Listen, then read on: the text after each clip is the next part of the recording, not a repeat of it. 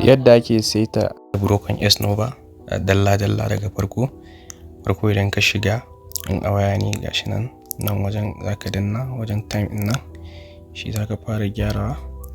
Idan ka danna shi haka sai ka mayar da abin candles, wannan shine candles.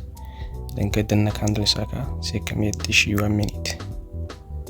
Idan ka mayar da shi 1 minute sai ka kunna wannan candle timer din ka sa shi countdown saboda idan ka nuna ma wannan time din da yake nan wajen haka. Bayan ka mayar da shi haka sai ka kashe wannan auto scaling din nan inda ka rubuta auto scaling din ne ka kashe shi saboda kada ya dinga caccanja ma time frame idan kana zooming. Idan ka kashe idan kana zooming haka bari dinga caccanja ma time frame ba. Sannan wajen expiration time din gashi nan wajen nan zaka danna sai ka duba ko yana 1 minute ne. Kun ga gashi nan wannan yana 1 minute a expiration time. Sannan in ka danna buy kaga yana saka maka wannan confirm. In kana so yana sama confirm ne ka danna ya kunna wannan ka kunna shi kenan.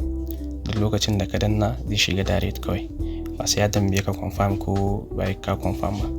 Sannan idan kana so ka add pace nan wajen plus din nan za ka zo ka danna sai ka shiga na kasan digital din nan inda ka sa digital sai ka danna shi haka. Yanka danna shi zaka ga pace din nan sai ka zaɓi pace din da kake so. Ka ga shi nan yau akwai market a buɗe zaka iya shiga wanda ba OTC ba. In kana son OTC still zaka shiga OTC.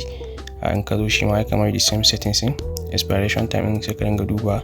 Akwai wanda ba sa karewa a 1 minute kai ka ringa duba. Sannan wajen deposit din gashi nan idan ka danna wajen deposit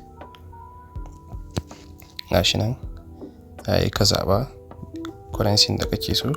Gashi nan already kaga 200% bonus in da ka deposit da kai $50 idan da link ɗina kai register. Sannan sai ka zo settings din naka ka shiga trading. Idan ka zo gashi nan sai ka danna wannan buy in one click din duka haka ya kaba shi haka. So haka ake saita broken S-Nova a waya.